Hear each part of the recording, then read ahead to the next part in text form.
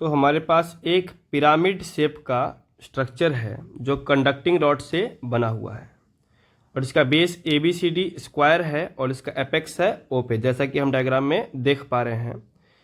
इसको क्या किया कि एक uniform electric field intensity E में पॉइंट किया, प्लेस किया, जो पॉइंट कर रहा है कॉर्नर A से कॉर्नर D की तरफ। तो पहले हम ट्राई करते हैं इसका टॉप व्यू बनाने की, कि ऊपर से कैसा दिख रहा होगा, ताकि हम सारे रॉड्स को अच्छे से समझ सकें।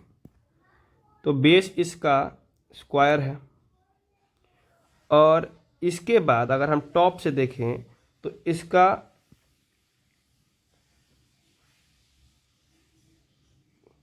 एपेक्स जो है कुछ यहाँ लाई करेगा, मतलब ये वाला पॉइंट हो जाएगा O, ये वाला A, ये वाला B, ये वाला C और ये वाला D। इसके अलावा मैं ये बताया कि एक यूनिफॉर्म इलेक्ट्रिक फील्ड E है जो पॉइंट कर रहा है A से D की ओर। तो अपना इलेक्ट्रिक फील्ड भी बना लेते हैं कि ये इलेक्ट्रिक फील्ड इधर की ओर है E। अब इस इलेक्ट्रिक फील्ड की वजह से क्या हुआ कि इस कंडक्टिंग वायर्स में चार्ज इंड्यूस हुए, और कितना हुआ, तो DC वाला जो रॉड है इसमें जो चार्ज इंड्यूस हुआ है वो हुआ है Q1, और OC वाला जो रॉड है उसमें चार्ज इंड्यूस हुआ है Q2। Now the frame is rotated. Okay, इस पे बाद में आएंगे, बट पहले इसको समझते हैं कि ये इनिशियली इलेक्ट्रिकली न्यूट्रल था, मतलब इसमें नेट चार्ज जीरो होना चाहिए।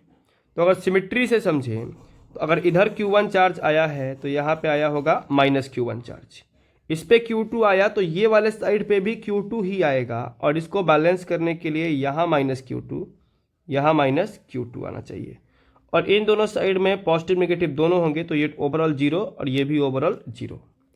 इसके बाद क्या बोलता है कि इस फ्रेम को रोटेट किया जिससे इलेक्ट्रिक फील्ड पॉइंट करे A से C की तरफ। तो हम फ्रेम रोटेट नहीं करते हैं, हम क्या करते हैं, इलेक्ट्रिक फील्ड को ही रोटेट कर लेते हैं। अब इलेक्ट्रिक फील्ड को समझते हैं किधर जा रहा है। तो इलेक्ट्रिक फील्ड इस बार दिया हमें कि A से C की ओर, मतलब ये इलेक्ट्रिक फील्ड इधर की ओर हो गया होगा। तो इस इलेक्ट्रिक फील्ड के हम दो कंपोनेंट कर सकते हैं, एक कंपोनेंट इस डायरेक्शन में और एक कंपोनेंट इस डायरेक्शन में। और हमें पता है कि यहाँ पे एंगल रहा होगा 45 डिग्री का, तो यहाँ भी एंगल रहा होगा 45। तो E cos 45 मतलब E/√2, और ये भी E/√2। अब ये एक इलेक्ट्रिक फील्ड ना हो करके दो इलेक्ट्रिक फील्ड हो गए हैं, एक E1 और एक E2। हम पहले देखते हैं E1 की वजह से क्या हुआ होगा, फिर E2 की वजह से क्या हुआ होगा। एक चीज़ और कि अब इलेक्ट्रिक फील्ड का मैग्नीट्यूड 1/√2 टाइम्स हो गया है, तो Q और इलेक्ट्रिक फील्ड डायरेक्टली प्रोपोर्शनल होते हैं, तो चार्ज भी क्या हो जाएगा, 1/√2 टाइम्स हो जाएगा। तो इसको दो पार्ट में ब्रेक करते हैं। अब एक हम देखेंगे E1 की वजह से और एक देखेंगे E2 की वजह से। जो हमारा E1 वाला है वो है E/√2 और वो इस डायरेक्शन में पॉइंट कर रहा है अभी भी, और जो E2 वाला है वो पॉइंट कर रहा है इस डायरेक्शन में, और ये भी है अपना E/√2। कितने चार्ज इंड्यूस हुए होंगे, तो ऊपर वाला डायग्राम से ही हमें समझ में आ जाएगा कि ये सिचुएशन ऑलमोस्ट सिमिलर है, बस इलेक्ट्रिक फील्ड का मैग्नीट्यूड 1/√2 टाइम्स हुआ है, तो चार्ज इंड्यूस चार्ज का मैग्नीट्यूड भी 1/√2 टाइम्स हो जाएगा। ये हो जाएगा Q1/√2, यहाँ हो जाएगा Q2/√2, और यहाँ हो जाएगा Q2/√2 माइनस Q2/√2, और ये वाले साइड पे भी माइनस Q2/√2, लास्ट में नीचे वाले साइड पे माइनस Q1/√2, और ये वाला जीरो और ये वाला भी जीरो। वैसे ही इस वाले में करें तो जब हम देख रहे थे कि जो फील्ड के डायरेक्शन में जो साइड होती थी उस तरफ, उस पर Q1 होता था, तो इस बार वो डायरेक्शन वाली साइड BC है, तो यहाँ आ जाएगा Q1/√2, यहाँ आ जाएगा माइनस Q1/√2, और उसके अलॉन्ग वाली साइड्स पे जीरो।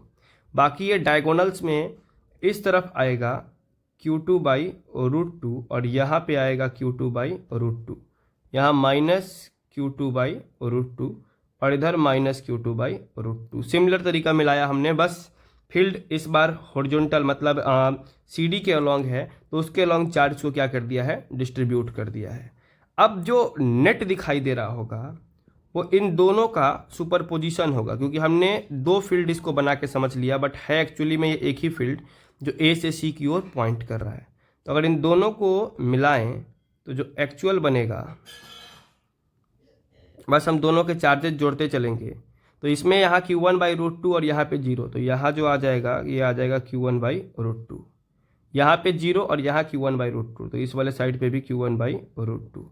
सिमिलरली AB वाले साइड पे भी Q1/√2 का, और AD वाले साइड पे भी Q1/√2 का।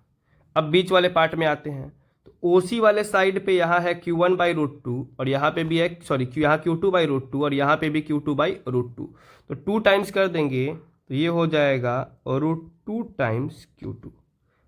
अब इसके बाद OC वाला साइड अपना हो गया, OB वाला साइड इस पे प्लस है और इस पे वही चार्ज माइनस है, तो अब ये हो जाएगा 0। इसमें आएंगे तो -Q2/√2 और यहाँ भी -Q2/√2, मतलब -√2 टाइम्स Q2। OD वाले साइड पे एक प्लस और एक माइनस, तो नेट 0। तो ये हो जाएगा अपना फाइनल चार्ज डिस्ट्रीब्यूशन।